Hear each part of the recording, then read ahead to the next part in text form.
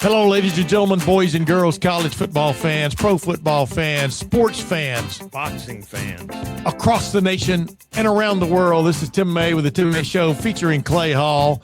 And once again, by popular demand, as in I demanded he be on. And my name is Mr. Popular. Jeff Snook, welcome. Welcome once again to the Tim May Show featuring Clay Hall and Jeff Snook. Did you have a good day on Sunday, Jeff? The last time we saw you, you were just you were a fount of prop bet knowledge going into the Super Bowl 60, featuring the Seattle Seahawks, who end up beating the New England Patriots and Mike Vrabel's team. Well, it's hard to win a Super Bowl when your offense isn't playing because the other defense is kicking your butt. But that's what we saw on Sunday. But Jeff Snook, number one, welcome back to the Tim May Show featuring Clay Hall. And number two, did you have a good Sunday? First of all, good to see you guys. Good to see you, Clay. You bet. You bet. Yes. I'm doing the Johnny Manziel thing right now. Remember when he won like the Heisman in 2012? Made a little money yesterday. You know, I don't bet much. You know that, Tim.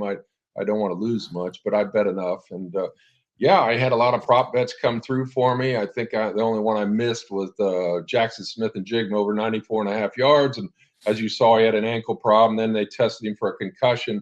So for him to get 4 catches and 27 yards, if you'd have told me that before the ball game, I would have said the Patriots won. But, wow. They just so that he was the only one I really missed of the 50-50 props. Now, I had some long shots. Like I had Travion Henderson 12-1 odds to be the leading rusher. Just took a flyer on. I lost that, but I hit everything else. And like we talked about Travion the other day, his rushing number was 17.5. His receiving number started out 2.5 yards and only half a catch. And I went over all those. But bear in mind, I got his receiving number on the yardage number on the final play of the game when it was the blowout. He caught a 24-yard pass on the final play. That's right. I right. got lucky with that. One of my best ones was Kenneth Walker over 71.5 yards. He added that in the first half. I wish I'd have bet more on that. And then I had Drake May. Remember, I said over 19.5 completions, they're likely to fall behind. So he had, I think he had 19 in the fourth quarter alone because he was standing at 8, and he finished with 27. So that came through for me too. So it was a good done. Good day for me. Not a good day for Mike Vrabel and the Patriots. I saw a lot of parallels between the way their season ended and the way the Ohio State Buckeyes season ended. The right side of that offensive line struggled all day. Yep. They couldn't pick up the blitz. Drake May had a terrible day pre-snap. He was not seeing those blitzes coming, and I don't know why because he's such a smart kid. But bear in mind, this is only his second year. And he had 3 turnovers himself, 1 strip sack, and then 2 picks, and those were crucial. That's the difference in the game. The yardage was 335 to 331. The first downs were 20 to 18, so they're even. It's just those 3 penalties killed them, and it took them a while to get going. And by then, once the Seahawks had the big lead, they dropped into coverage. Let them go down the field there, that umbrella coverage. So, I was hoping the Patriots would win just for Mike Vrabel's sake, but it's pretty boring Super Bowl overall, I would say. I mean, the first 3 quarters were that was a snoozer, 12-0, 4 field goals. So, but anyway, what was your take? Yeah, Clay, what was your take? Well, at one point when it got to 19-0, I started, and Seattle was so dominant on offense. It took me back to the AFL, NFL days, Packers beating the Chiefs in the inaugural. It was 35-10. I thought we were headed there, but at least the Patriots rose up, got on the board, and made it a little bit of a game. But you run the football and you stop defense. JSN said it. Defense wins championships. 3 turnovers, 6 sacks.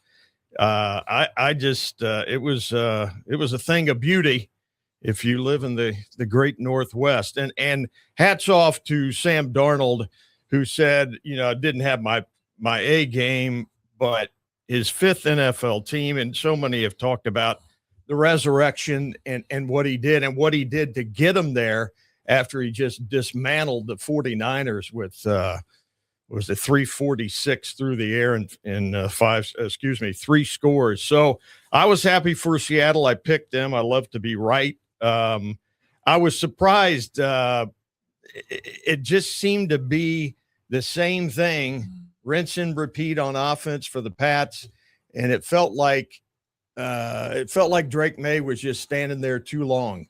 I wanted to see Travion and Diggs and with some more touches. It was just very, what was it? 6 out of 7 3-and-outs at one point. Well, I was going to say, if you don't get extended drives, you're not going to see those touches. Number one. Number two, I thought both defenses played extremely well in this game until finally, Seattle had the ball so much longer at times, but they finally took the top off of Kenneth Walker III. I remember tweeting in the fourth quarter, my debate is who the MVP is going to be. Yeah. Kenneth Walker III, who was, in my opinion, the difference offensively in that game from the other team, or the entire Seattle defense, which didn't let Drake May breathe. Drake May did not look comfortable with even his touchdown pass to Hollins, man. He just, go be taller than that guy and catch it. So he has 2 straight passes to him, which gains a touchdown. But the bottom line is, I just thought this was a defensive struggle. And in the final analysis, Seattle had more answers when they needed them against the defense. But when you force, 4 straight field goals, you're doing pretty good on defense yourself. It's just New England could not generate offense until the fourth quarter that really mattered. And Jeff's right. I mean, it's, you finally lean. If you just keep hammering on a nail, that nail either bends or it drives, right?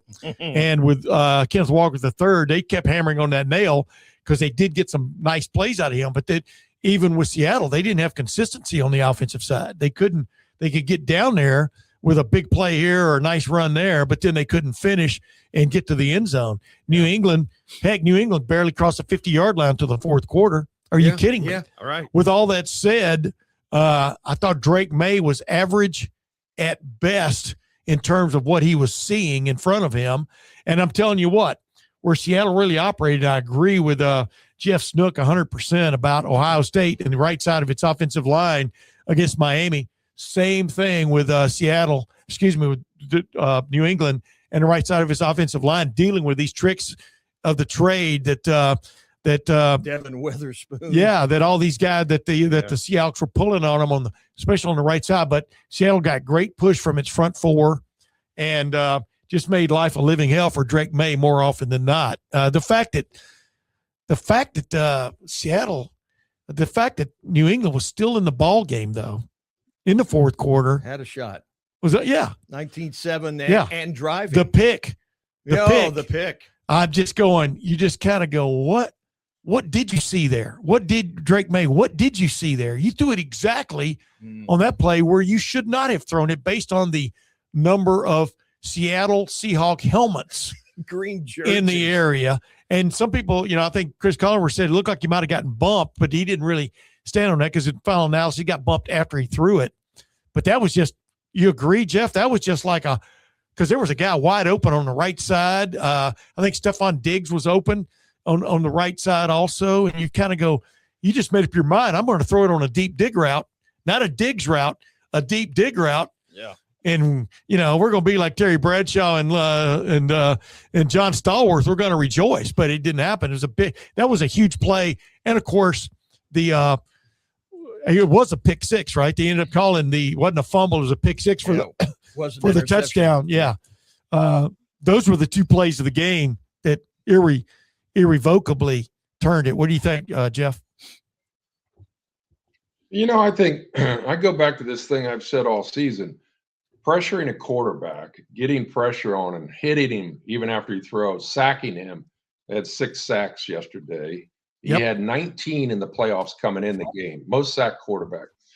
This guy's still only in his second year. Yep. And that's why I'm always advocating to you when we talked about Matt Patricia of blitzing college quarterbacks because of their inexperience of picking it up and reading it pre-snap in obvious passing situations. Drake May still in only his second year. He had a terrible day picking it up pre-snap And then once he got hit a few times and sacked a couple times, he got a little jitterish, as I call it, skittish. And he made some terrible decisions post-snap, throwing it into coverage. Not to mention, you can take away the 3 turnovers he had. Just he wasn't seeing things clearly. He was being rushed. He got hit. You watched him a couple times buckle his knees when he had a little area to run, expecting to get sacked. So if you want to simplify this game, to me, the offensive line of the Patriots got whipped by Seattle's front. And when I say front, I include their blitz packages. Yep, and I agree. They just totally confused them. You watch those tackles in one-on-one situations with no blitz, they were getting whipped. And remember, the left tackle, left guard are rookies. So, Seattle came in with a great plan. Mike McDonald and his defense had a great plan. And New England's defense played well enough to win the game because the 1 touchdown was a pick 6. So you take that off the board. They held them to 4 field goals through 3 quarters. They just, eventually you're going to run out of gas when your offense is not reciprocating and moving the ball. They had too many 3 and outs because they couldn't block anybody. And they had no answers. I mean, when I saw that game midway through the 3rd quarter, I started looking up. When was the last shutout in the Super Bowl? I didn't think there was one, and there hasn't been one.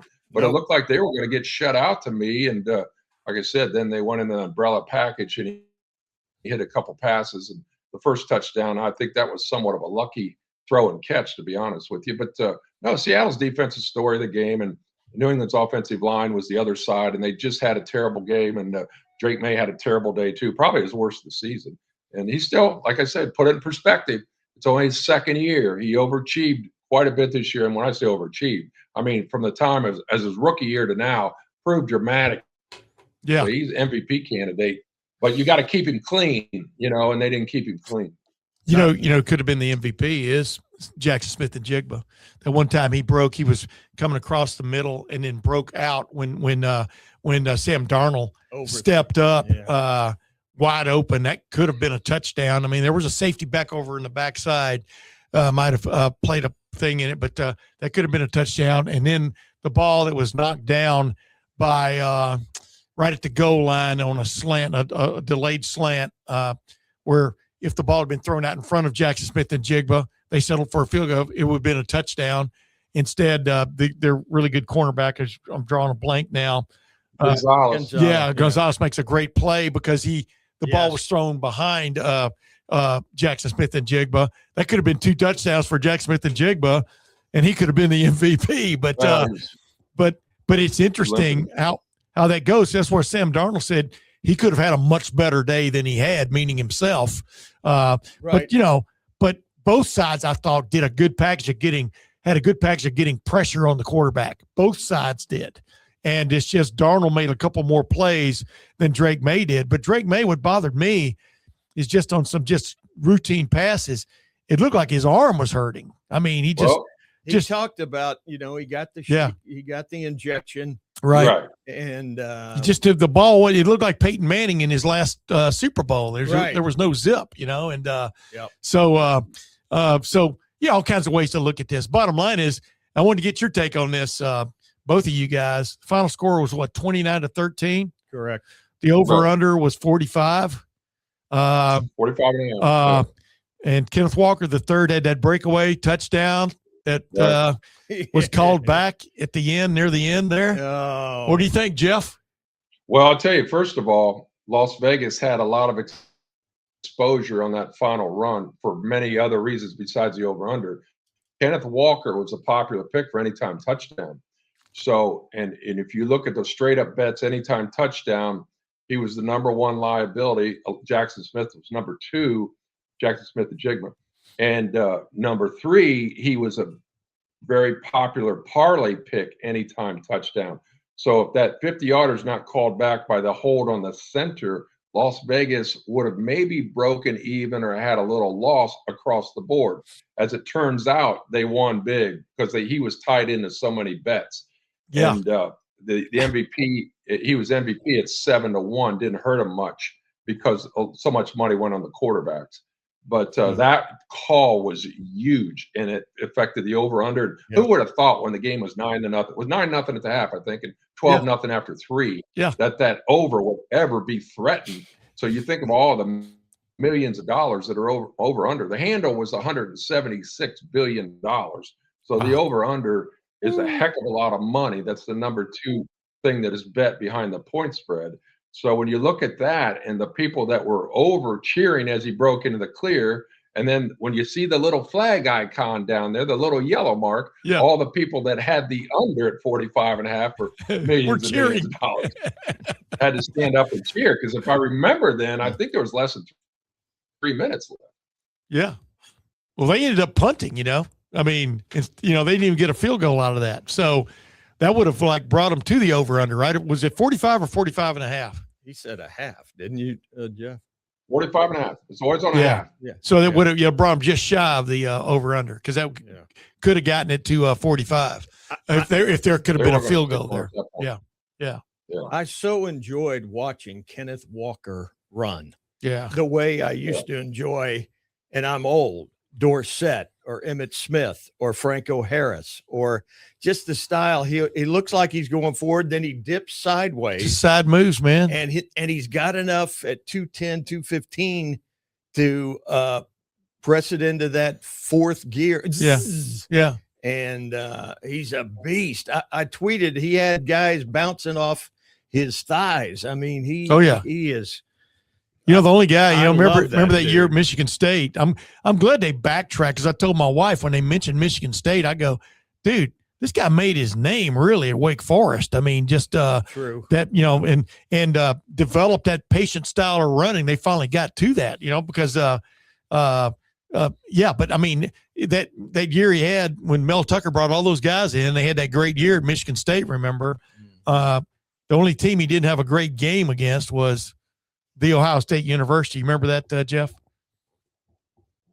I think through about the first 4 to 5 games that season at Michigan State, he was the leading Heisman contender. Oh, yeah. Because he was just racking up 200 yards a game. But, I think one of the best things that happened to the Seahawks is Zach Charbonnet getting hurt, because, they kept Kenneth Walker and Charbonnet fresh all year by alternating their carries.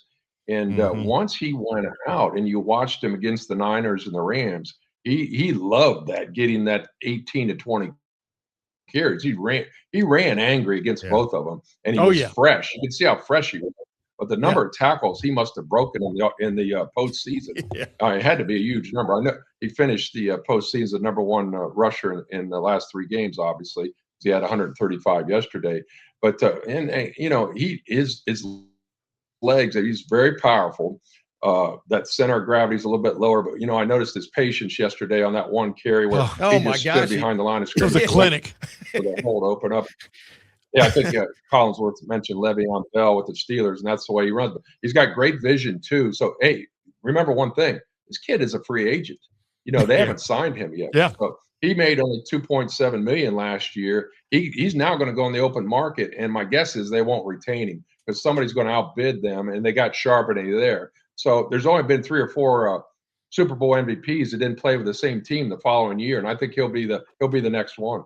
By the way, we're going to talk a little bit as we go on here in this hour. We're going to talk a little bit about Ohio State basketball.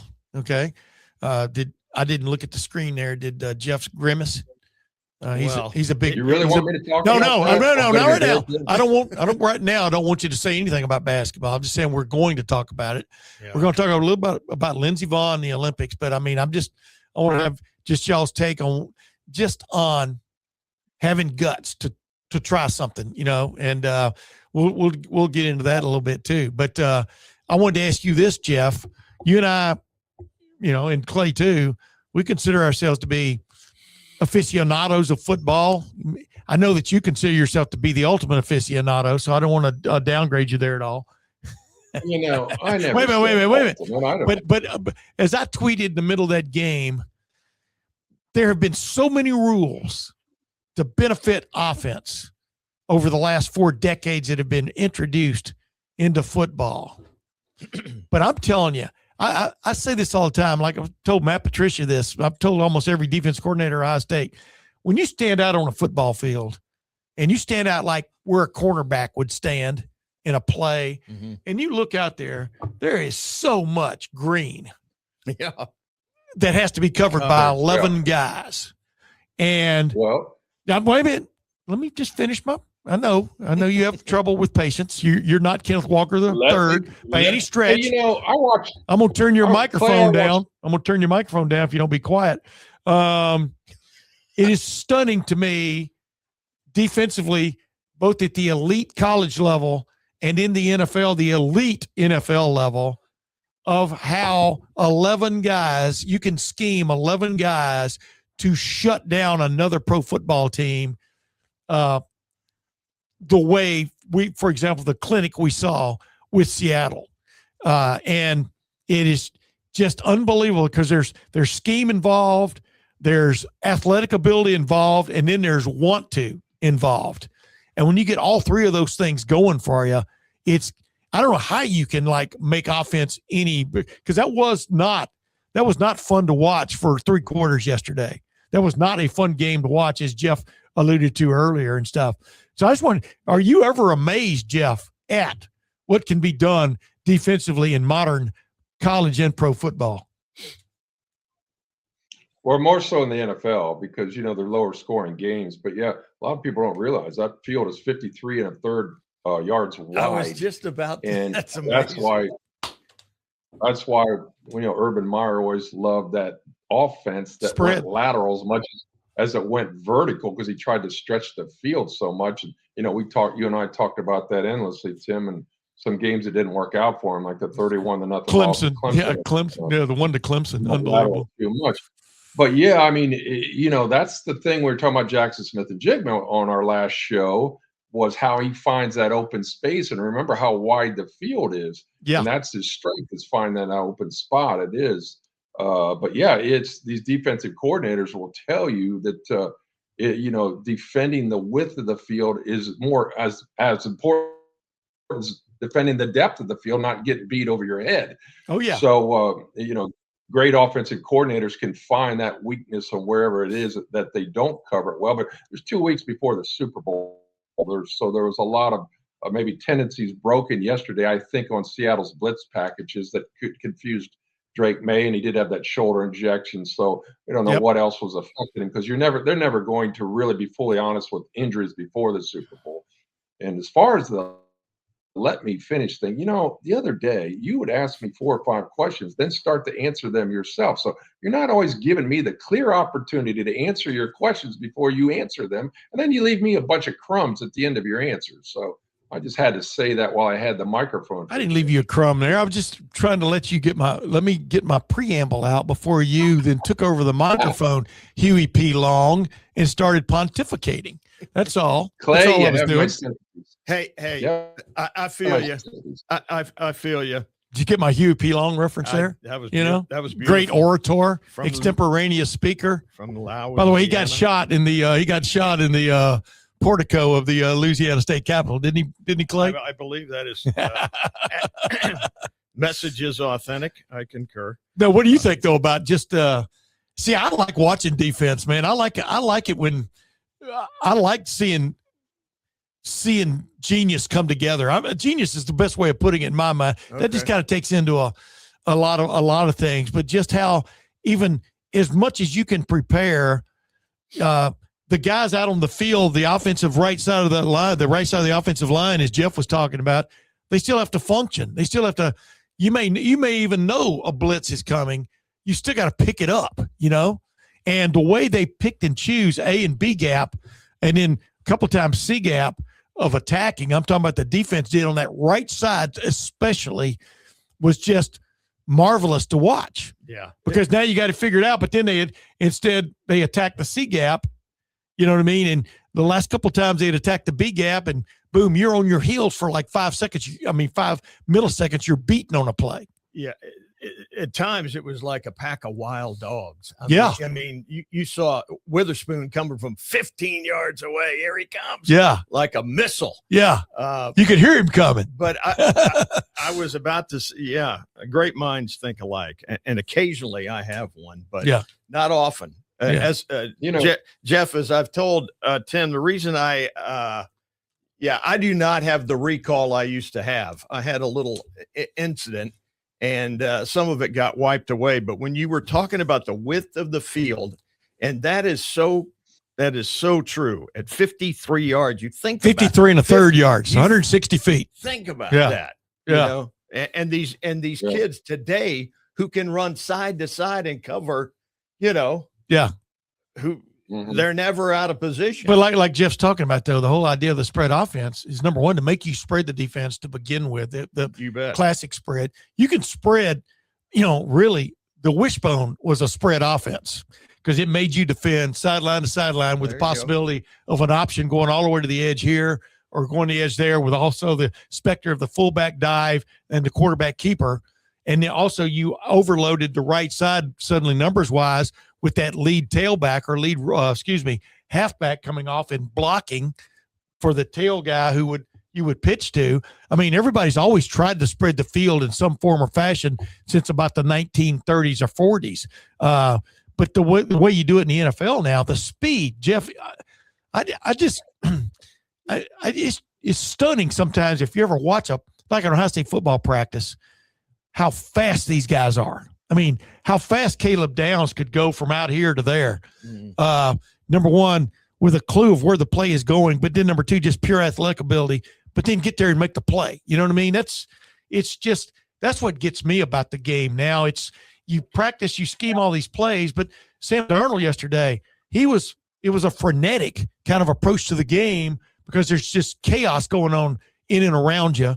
And you've got to like move quick, move fast, make quick decisions. But then, by the way, throw a touch ball to Christian or Jackson Smith-Njigba, who just broke open deep. You know what I mean? Yep. I think quarterback's never been. Go ahead. I'm sorry, Jeff.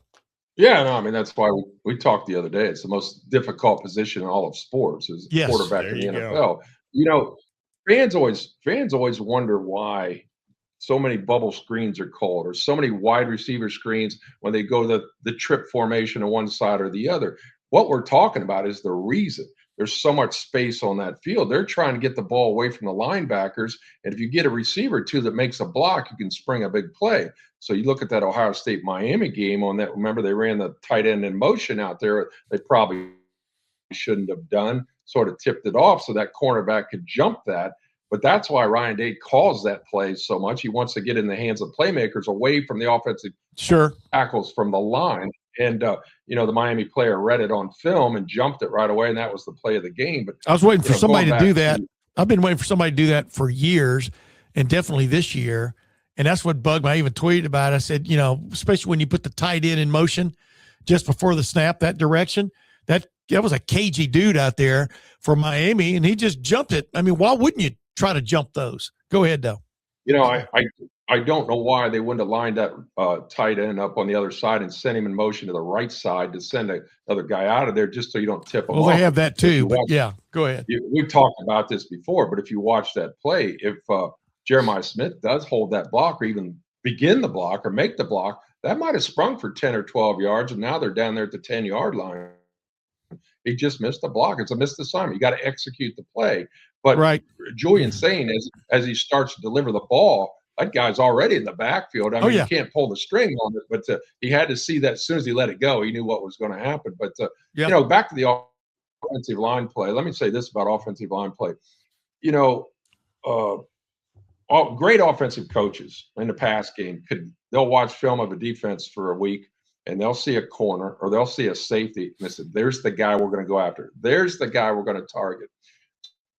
So defensive coaches do the same on the offensive line. You might have four guys doing their job, blocking explicitly the way they're supposed to. All it takes is one breakdown, one guy, one weakness. So when you got a rookie or two on the offensive line in the NFL, those defensive coordinators, they're like sharks in the water. Yep. They see that guy they're going after. You could see it yesterday. We're going to overload that area with a pass rusher and a blitzer or even two blitzers over that man because of the communication issues.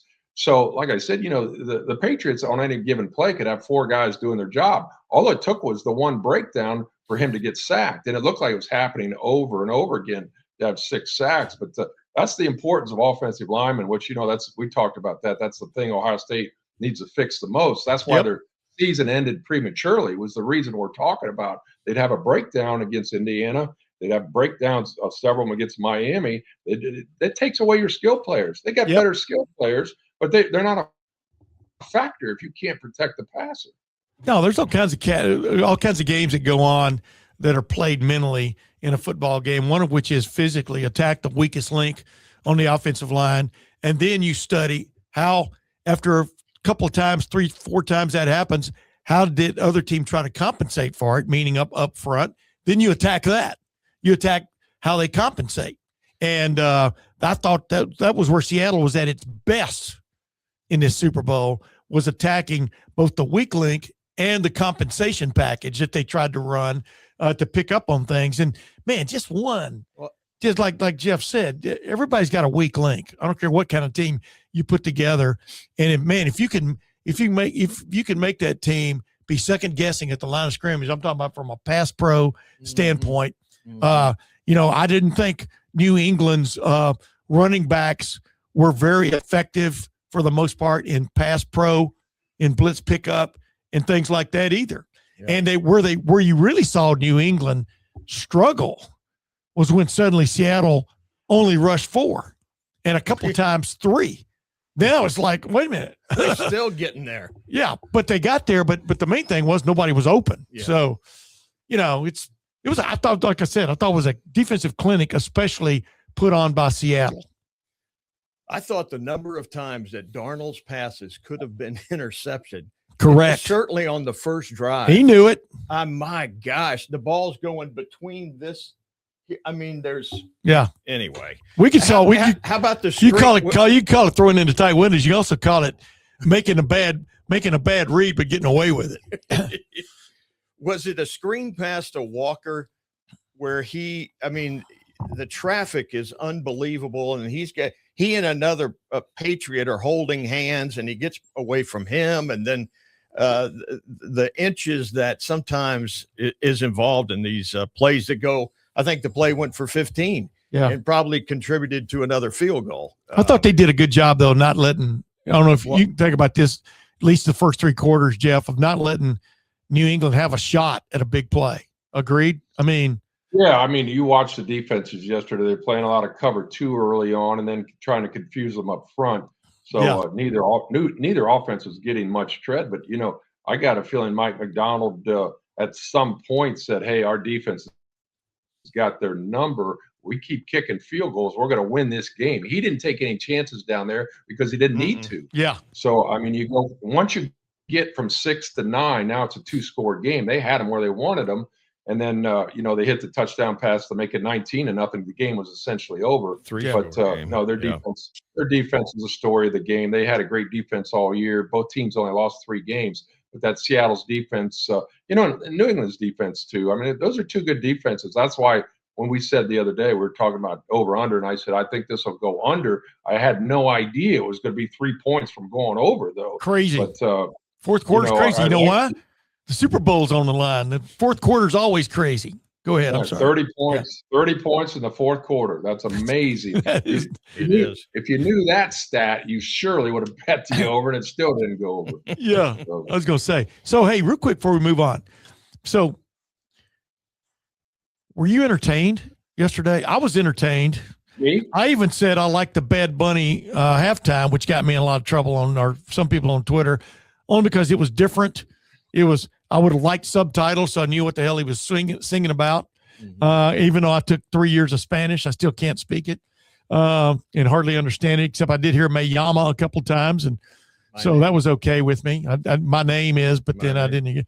But my point is, were you entertained? The reason I was entertained was, and I knew the fourth quarter that both teams were going to let their hair we're going to let it all hang out because the Super Bowl was on the line.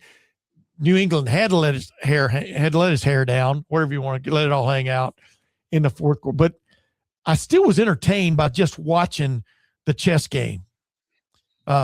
Is that enough, Jeff?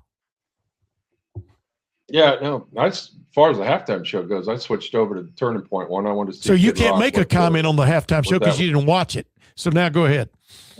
No, I read the reviews, and I only speak one language, English, so I wouldn't have understood it. But back to the game, I was entertained for one reason, and you and I were texting throughout the game, every time I would hit a prop bet, that gave me a lot more entertainment than bingo. That's what we talked about. I got entertained every time I hit. That's what we talked about last Friday. I know I'm not going to be redundant, but this is a game. Let's face it, it wasn't a great game by any means, but people were riveted to the end because they had money on different things. Oh yeah, we can talk about that. It's the most bet event in the world every year. And I was having a good day. Like there's certain games where I don't have a feel for the outcome, especially in the NFL. I'm going to bet those prop bets because I have a better feel for those, having seen a lot of the players. And you try to get inside what's going to happen in this game. And that's why I took Drake May over 19.5 completed. They're going to fall behind. They did. Yeah. So I was entertained to the very end. Heck, I won 2 prop bets on the final play of the game, even though it's 29-13. Travion, here's a good little story. Travion's initial numbers receiving was 2.5 yards. So at one point he had 3 receiving yards, and the box score was corrected to drop him back on the one completion from 3 yards to 2 yards. So they reduced it to 2. So I had a 1 and it went back to a loss.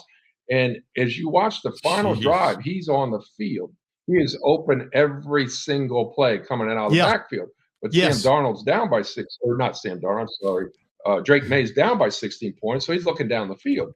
So finally, on that last play, I was screaming at the TV, throw it to Trey, he's open. And he did. And as soon as he caught it, I knew I had it. And I hit 2 of them because he closed it. He closed at 6.5 receiving yards. So what's that tell you? Wow. A lot of people in Las Vegas won on that play because Travion's numbers to go from 2.5 to 6.5 receiving yards in the course of 2 weeks. That's a lot of money. That's money. Crazy. So there's a lot of people that cashed on the final play of the game, even though it was essentially meaningless and 29-13 was a score. And that's why NFL paid, but all these betting websites for that reason right there. Yeah, we lost you a little bit there in that last sentence, but no, you're exactly right. I mean, it's that's when. See, I don't gamble, but Jeff knows me. I mean, he and I've been to Las Vegas many times, and I just I might I did put something on the Super Bowl. Yeah, I am too cheap. You keep saying you got to start spending that 401k money. You guys are breaking up a little bit on me. Yeah, you were breaking up on me too, but the bottom line is it is uncanny how much interest that has brought to the greatest TV show every year anyway, right, Jeff? Is how many people have stuff writing on the Super Bowl. Yeah, there's so many variables, and people this has also become a problem. I just saw another, I don't know if it was 60 Minutes or another, but I expected this. There's so many websites and apps now that a lot of young people are really getting in over their heads, because all it takes is a push of a button, a credit card. That's all you need. Mm-hmm. And that's a whole nother story. That's a whole nother segment. But there's some ramifications to this if you don't have discipline.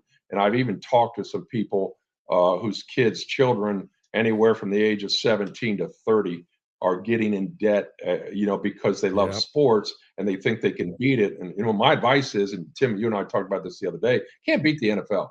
You think you can beat the NFL, and you might beat them for a game. You might even beat them for a month or a season. But over the course of your lifetime, you're not going to beat the NFL because there's just too much knowledge out there that the books have. You can beat college football, and I don't mean to endorse it, but there's too many variables. There's 135 teams. They put point spreads on. In the NFL, there's only 32. So there's so many more variables and information that the sports books don't have about college might have. So, but there's going to be this problem. This might develop into more and more problems. And, I don't know what the answer is. There's freedom in this country to drink, smoke, gamble, do what you want, the addictive mode. And it's just those, when you're addicted to things like that and don't have discipline, it's not a good thing. Well, I think one of the things, I hate seeing the government get involved in anything, I mean, seriously, but it needs to be a little more difficult. Yeah. Well, you're the one who's really breaking up. It needs to be a little more difficult. Look, even his screen went blank there. Yeah. Baby, come back. It needs to be a little more difficult. I don't know if you agree with me or not, Clay, on just being able to make a wager. You know what I mean? I mean, Oh, yeah. in some form or fashion, and or from a limit standpoint, it needs to be, kind of like the transfer portal in the NIL, in college football and basketball. You need some guardrails. Yeah, you need. What I'm talking about here, Jeff, we just re-added you to the screen there. Now that you got your, you got the Chihuahua going in the cage there to get your electricity back up. But the bottom line is, what I was telling Clay was, I think one thing, it needs to be a little more difficult to gamble than it is now. I mean, without necessarily having to get in your car and go down to a casino, like in Columbus, you go to Hollywood, or you can go down to Souda Downs.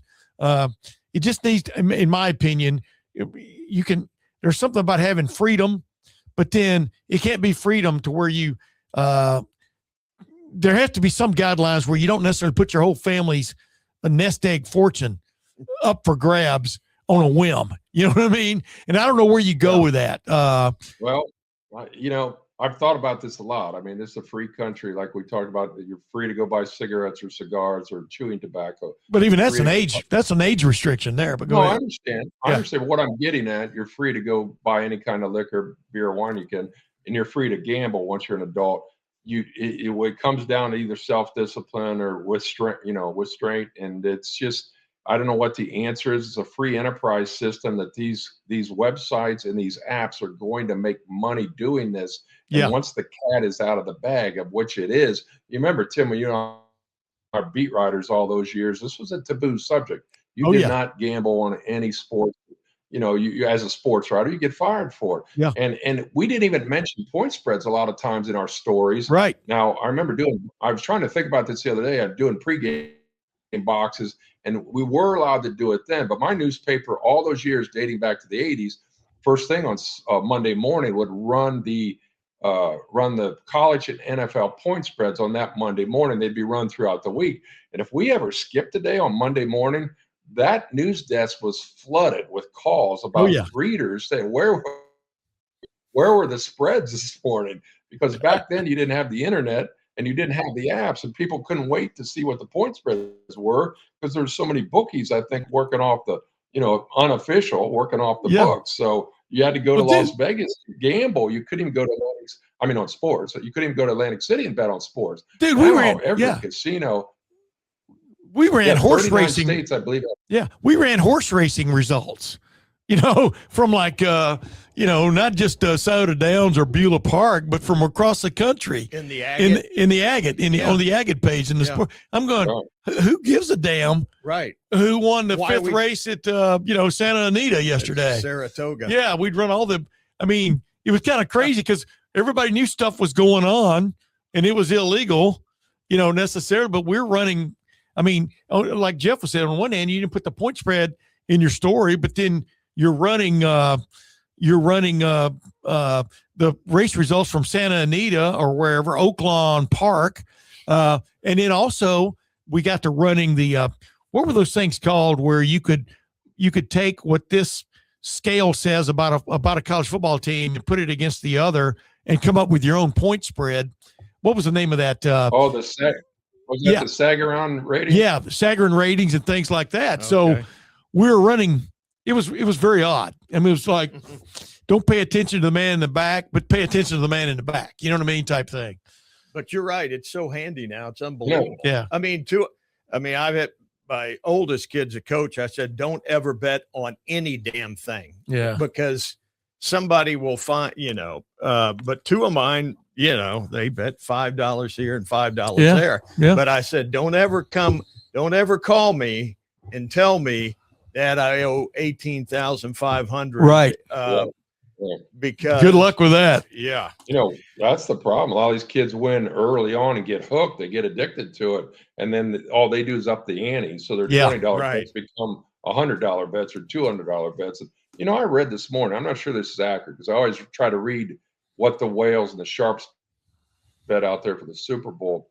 And there's always bets over 7 figures. I read this morning that Las Vegas for the Super Bowl took over, and this includes DraftKings and all the apps across the country. They estimated there were over 100 bets over $1 million on this Super Bowl. Damn. Now, that's an awful lot to me. Usually I always thought there was 20 to 30. But for instance, Mattress Mac in Houston, if you know who he is, he's very famous. Mhm. He had Yeah. $2 million on the Patriots, so he lost. And I saw Kendall Jenner had $1 million on the Patriots at the money line. She lost. But there even a lot of famous people like Charles Barkley. He's been known to place a 7-figure bet on a Super Bowl.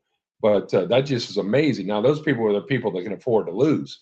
But, there's Right. so many kids out there betting, $100 to $200 to $300 they don't have and on a credit Yeah. card.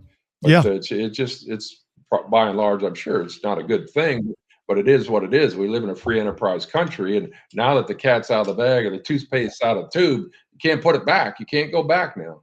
Yeah, I know. And like I was talking about, we were talking about a while ago about couldn't even put the point spread in your story for a long time, et cetera.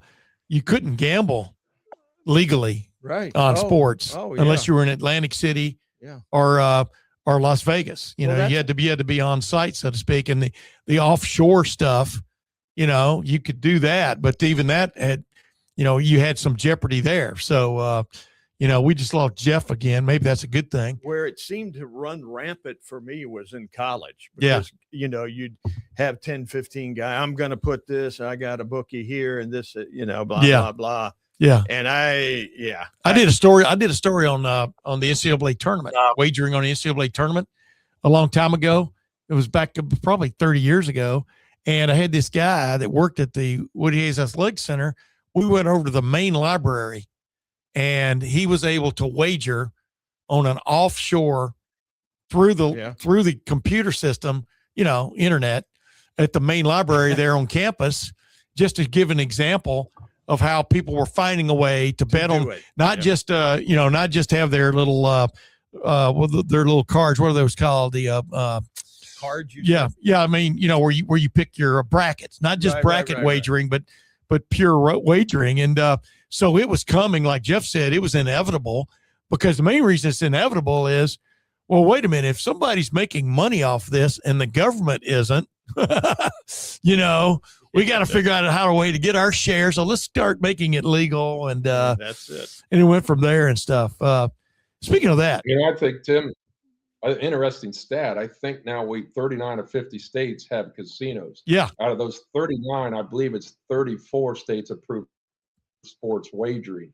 That's a big number. And, there's so many sides to this. Heck, the most addictive game, gambling wise, in the world is video poker. That's number one by and far away. You got housewives losing mortgage payments playing video poker at a nearby casino. That's so there's just so many amazing little tangents and branches to gambling, and whether it's sports, casino gambling, horse races, the lottery is essentially gambling. Let's face it. I don't walk through my grocery store here, Publix, without seeing a long line every day at the lotto station where they could be buying groceries with that instead of gambling on the lottery. Because let's face it. Yeah. Out of all the people I've known in my life, I've only known one that hit the lotto, and he ended up losing the $14 million eventually before he died. So it's that's gambling too. And we have a mutual friend who plays those, what do they call them, tabs, whatever. And I'm not going to name names or where he is, where he lives and stuff. Yeah. Keno. Yeah. Oh no, the things at the bar. Yeah, the little tabs. I mean, I'm just going, man, wow. Maybe one day it'll come in, that freight train will come in, man, and whatever. Hey, real quick before we get done here, just want to get y'all's take. I'll give mine after y'all do. I'll start with you, Clay. Mm-hmm. How would you describe, whether you watched it live or you saw the replay of what happened with Lindsey Vonn in the women's downhill on Sunday? Much anticipated, because she was coming back from a knee injury of just a week and a half or 2 weeks earlier, ACL injury in her left knee. Everybody knew what was at stake. She'd had a good training run, et cetera. If you watched, like I do, you read stuff about injuries, you watch stuff about injuries. It was plausible for her to make this run. She was going to be in a little bit of pain, but with the brace on and everything, but then to see it end up the way it ended up, of her hooking her hand on that gate post, flipping her a little bit off balance, and boom, she crashes, breaks a leg, breaks a bone in her left same leg, left leg, but that's just because of the way she landed. Yeah. What was your take on that whole aura of this whole event. I mean, it Well, was an event unto itself. It was. And my wife was watching live. I was in this, what And I call 13 seconds is what you got what before I the call crash. my office. And she said, she's in the gate, hurry up, and I run in there and I was 2 feet away from the screen and it literally kind of took my breath. Yeah. Because you said it was plausible.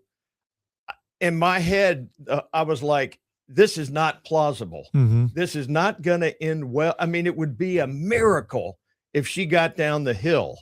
And I don't know. Yeah, she did hit the gate with the pole or her arm or her something. hand. Yeah. Yeah. Was that because she didn't have enough strength in that left leg to?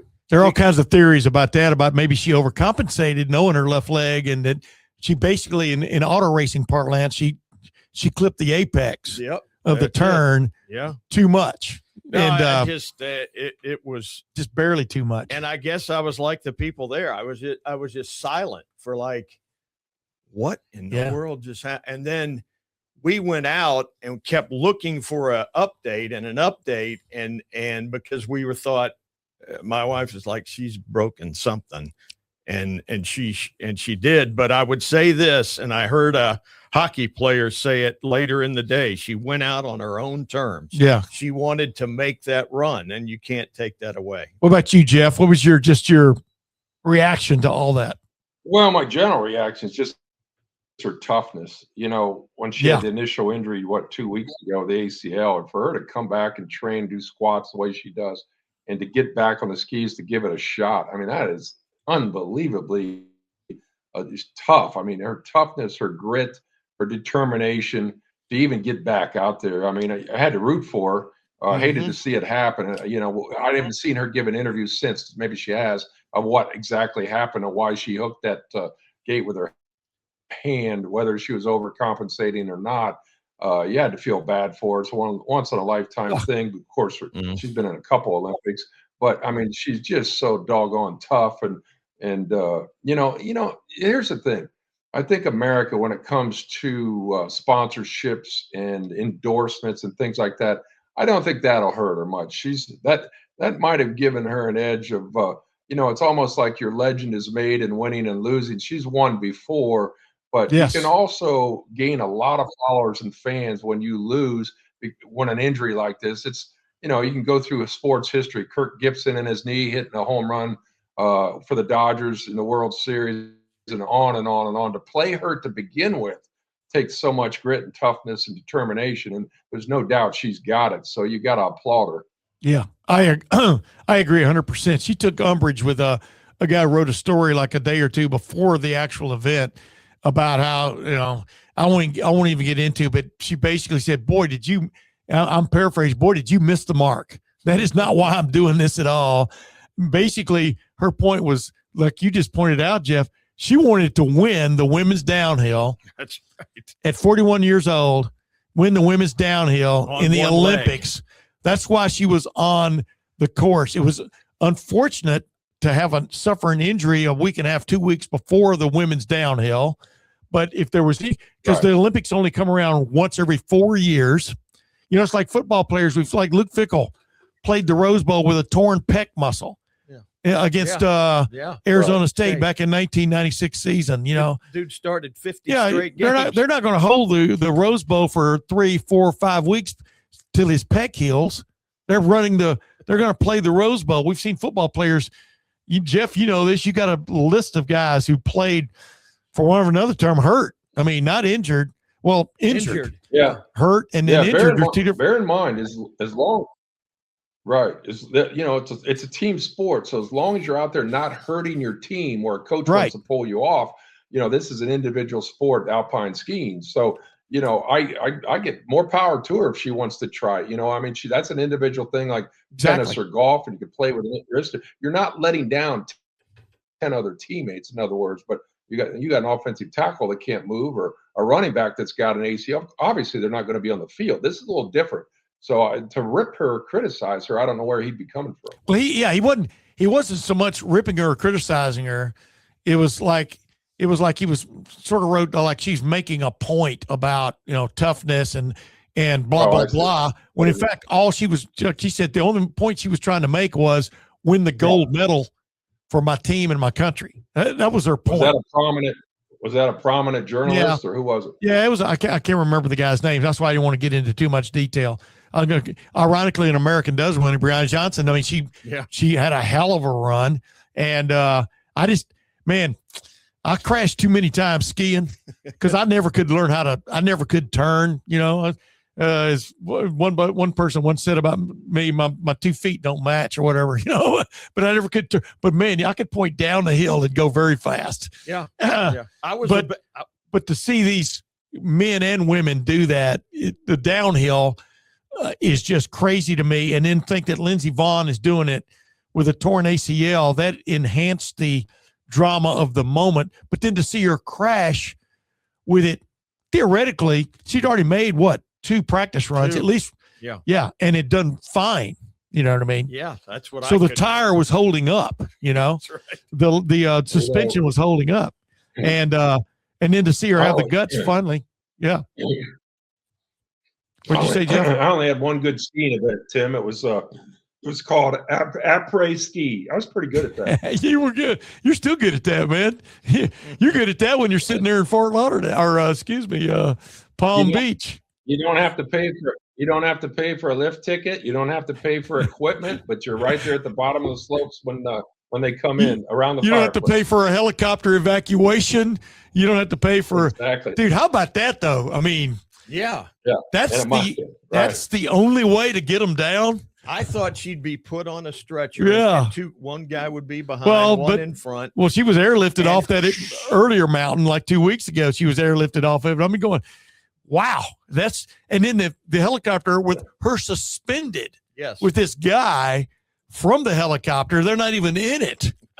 And it's like, this is more dangerous than the race. They don't even do that in auto racing. I mean, that to me just added to the moment. Like, what? And they did it again. An hour later, a girl got hurt pretty bad, had another crash, and that's just spectacular. But I'm not sure it has to be that spectacular. But I guess the faster you can get somebody to a hospital, the better off you are. And but anyway, hey, speaking of crashing, dude, all these people who watched Ohio State play Michigan on Sunday. And I know basketball is near and dear to your heart because you've complained to me about basketball many times when it comes to Ohio State and its fortunes. To see them manhandled pretty much by Michigan the way it was. And I know you probably watched some of that game knowing you, or if you've gone back and watched highlights, and they've lost now to Michigan two times in 3 weeks or whatever it is, 2 times in 2 weeks. Just what's your take on where the Ohio State basketball team is as we speak, and don't cop out and say they're at the practice court. No, it's sad to me. It's very sad. I think this program should be better than it is. Ohio State's going through a period now, what I call mediocrity. I don't think they've made the tournament for 4 years. And even when they did, they weren't a threat. I think they could be much better. I think, I never bought the football school tag. I don't buy that for any program. There's too many examples already been set. The Florida Gators, for instance, people used to call that a football school, and they won 3 national titles in basketball. I can go on down the list. But Ohio State should compete in both of those sports nationally in the top 20. So they've made some terrible decisions on their hiring practices. I don't know about their NIL money enough, but, I knew 2 years ago when Chris Holtzman was fired and Jake Diebler was the interim coach, I believe he won 7 of 9 down the stretch and upset Purdue, if I remember, number 1. Yeah. So, the new athletic director was coming in to transition. Ross Bork was replacing Gene Smith. And I believe the story is they collaborated on what to do with that. Right. I wish somebody would ask. Maybe somebody has asked him. But I know Dusty May was down here at Florida Atlantic and very aware of who he was, coming off a Final Four. And to my knowledge, I thought they were negotiating with Dusty May as Diebler was winning these 7 out of 9 games, Jake Diebler's teams. And at the end, where they felt maybe like they needed roster retention because he was popular with his players, like most interim coaches become popular with players if they win. So I don't know how that all shook out, whether Dusty May would have taken it. My understanding is he would have. So when if you remember the timeline, which I'm pretty sure I'm accurate on this, when they decided to announce Jake Diebler as the permanent and they made the announcement, Michigan hired Dusty May within a week. So it was that guy he had greatness written all over him from the times I'd seen him. You know, he basically served under Bob Knight in various capacities at the end of Bob Knight's career, and he's a great teacher. But what's Michigan done so far under him is no surprise to me. That guy can coach. He's one of the top 3 or 4 coaches in America. He could have been on the other bench Saturday at Ohio State, but what I've seen with the Ohio State program, I don't like at all. I just, I watch them play. I think they got a little bit of talent this year. I really do. They got a little talent, a little depth, which you haven't had. They don't move the ball well at all. They're not always playing defense, very inconsistent. You watch Michigan play defense, that's night and day. So much better coach. Ohio State throws the ball way too much. I think they had I forget how many turnovers they had yesterday. They had 9 in the first half. You can't play basketball that way against a top 5, top 10 team and turn it over that much. Those empty possessions. So you got a star point guard, Bruce Thornton, play in the NBA. Yeah. But I'm not a Jake Diebler fan. I know he's a great guy. I love John Diebler, his brother. But that question needs to be answered. And I think Ohio State athletic department has shown way more patience with the basketball program over the years, historically, with coaches that maybe should have been gone a year or 2 earlier than they've obviously shown with football.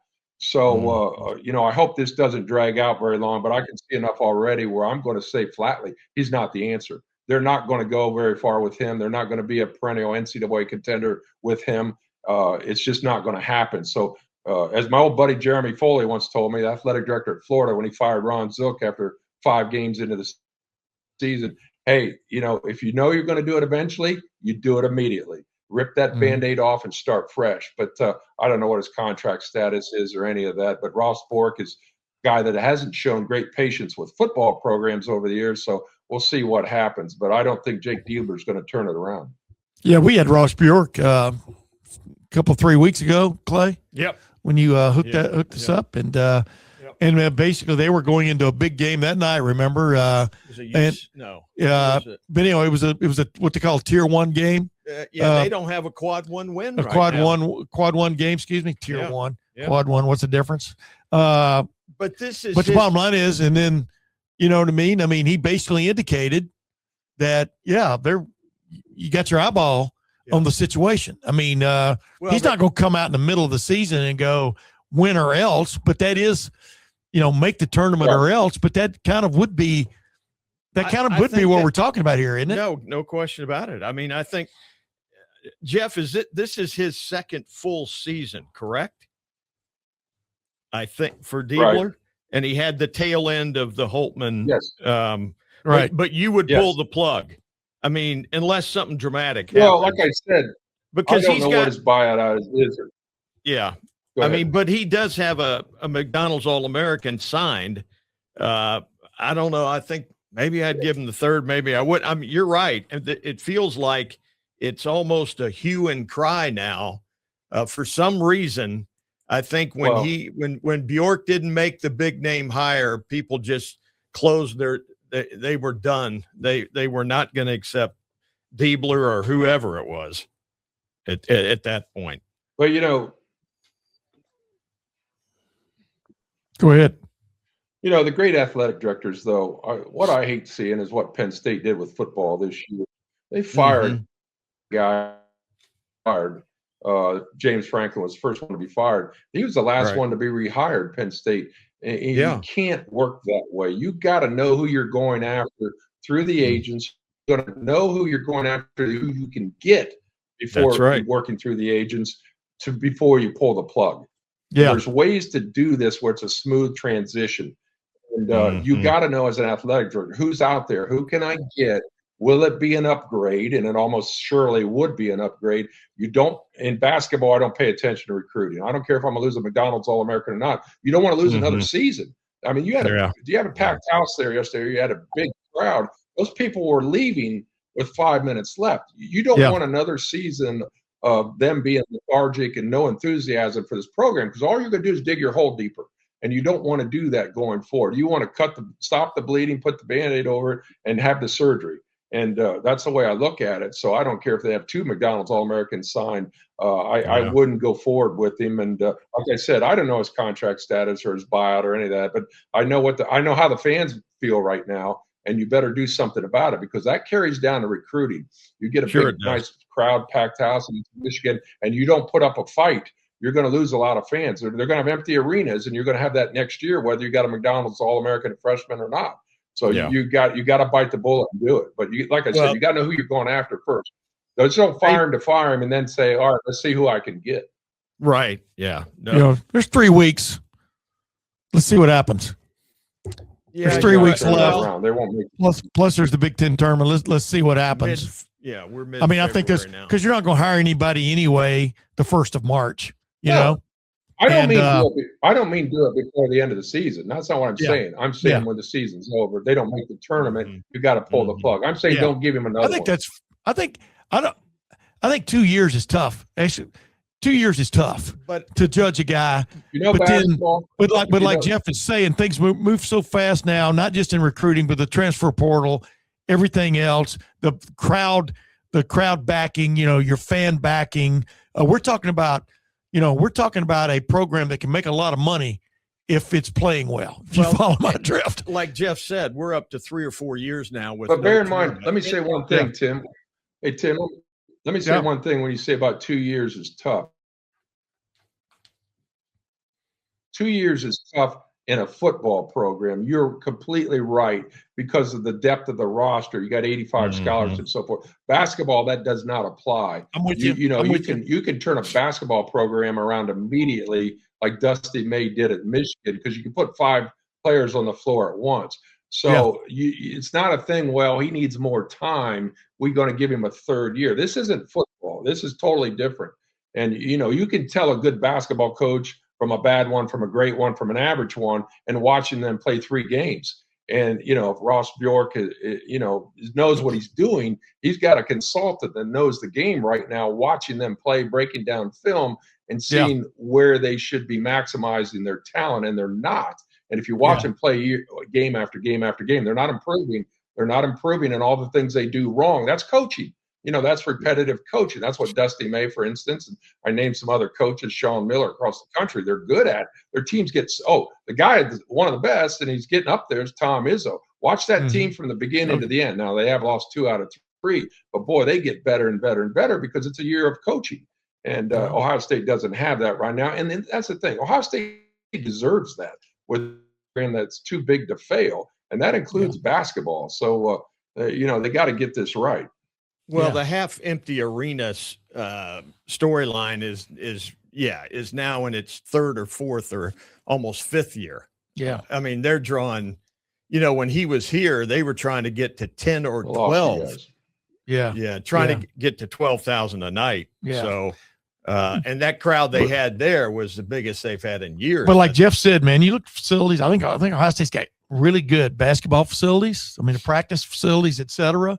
It's not the easy excuse is it's a football school, just like Jeff was talking about. Yeah. Just like in Florida, the easy excuse is, well, we're a football school. We don't care about baloney.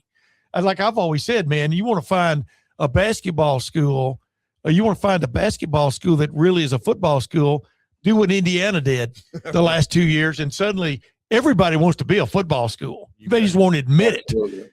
Yeah. So anyway, but I think the facilities are second to none. You can, if anything, you're complaining about the Schottenstein Center is it's too big. You understand what I'm saying? Because they wanted to, back when they built the Schottenstein Center, intimate. But back when they built the Schottenstein Center, Columbus had no multi-purpose arena. No, Columbus didn't. Right. And then all of a sudden they built the Schottenstein Center. Next thing you know, they built a nationwide arena for the hockey team. And suddenly, as I say, Columbus became the Dolly Parton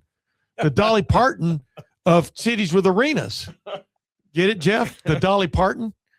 The Dolly Parton, big, large arenas. Yeah, I get that. Hand gestures. 2 monster arenas, right? Yeah. I'm partial to St. John. I love the atmosphere in St. John all those years, and I grew up with St. John. I mean, I saw Lou Alcindor play there, and went to college with St. John was there. But it just needed about 4,000 more seats. And it needed updated, but it had great great atmosphere, great Sight background, lines. everything you want to Yeah. say. Yeah. But no, they got the facilities. We know they have the facilities to compete with anybody recruiting wise. They don't have the history or tradition. I mean, they've only won one national title all these years, which is a shame because Right. Ohio State played for a couple more, been to several Final Fours. They just never got over the hump. And I was hoping, that Greg Oden, Michael Conley team of 06 was very close to winning one when they were freshmen. And then they were one and done. And then Thad Matta had to start over again. Yeah. But this team has underachieved for years. And they don't need to win a title every 5-6 years. That's what I'm saying. They need to get in the tournament more often than they're not. And they need to compete for Big Ten championships more often than they're not because they're resources it takes to compete. And I just hate it when I hear somebody say they're a basketball or a football school and basketball is just whatever it is. It's going to be settling for mediocrity because I couldn't disagree more. Yeah, how different things might have been as we're sitting here talking about this basketball program if Mike Conley Jr. hadn't picked up his second foul midway through the first half against Florida in that championship game. Because they were playing tooth and nail with that team and stuff, and then all of a sudden he's missing the rest of the first half. Yeah. Goes back in there, they compete, but it is funny. You think you take Greg Oden off the court, it's big. It is a big deal. But Mike Conley Jr. was the guy that made that team run. Man, it was stirred the drink. Yeah, but it is what it is. Hey Jeff, we got to go. Appreciate you joining us once again, my man. We'll do it some more. You're up for that, aren't you? Yeah, I am. I'm sorry we're breaking up today. I don't know what the answer to that was, but I think it's the aliens are landing in and around your facility down there in Atlantis, Florida. Wasn't a strong connection, so I hope I wasn't breaking up too much throughout the show. Yeah, I just think it's equipment, right. But we'll fix that. We'll fix that down the road. But ladies and gentlemen, for Jeff Snook and for Clay Hall, I'm Tim May. Until next time, we'll see you then. By the way, Clay has left the room. I wanted to let you folks in on a real bargain out there in the world of simulator golf. The Back Nine Golf, which is located at 2820 Fishinger Road in Upper Arlington, has a hell of a holiday box available to you right now. The value is nearly $300, but your price is $150 if you jump online. That's almost 50% off if you jump online at Columbus at theback9golf.com. That's their email address. Their website is theback9golf.com/Columbus-upper-Arlington-OH/ That's a long address, but just write it down a couple times watching it. And you can also call them at 614-362-7888. Parentheses PUTT. PUTT. But the bottom line is one of the new ultra modern simulators that you can find in the greater Columbus area, and it's really right there in the middle of Upper Arlington. I know Tito Thidoff and I hopped in there the other day. I think it was 16 degrees outside. There was snow and ice everywhere, and we played Pebble Beach, and we did it in less than an hour. So it's one of the great bargains going out there, and with this holiday box, you get 1 month of Birdie membership. You get Back Nine branded golf balls. You get cozy Back Nine beanie, and you get premium Back Nine towel. So that's a hell of a deal because basically it's unlimited golf. It's 24/7. You get a code to get you in the door, and then you can go from there. And it's definitely fun. It's some the premises are pristine. I know we had a great time. We even played closest to the hole, a few shots on number 7, famed number 7 short par 3 at Pebble Beach the other day, and had a great time doing it. So if you're looking for that last minute gift for a golfer that you love, or yourself that you love, that you're a golfer, nothing wrong with giving yourself a gift at this time of the year. That's the Back Nine Golf holiday box, and it's only a limited time, and there, as you can imagine, there are only a few available. Quantities are tight, so check in at theback9golf.com.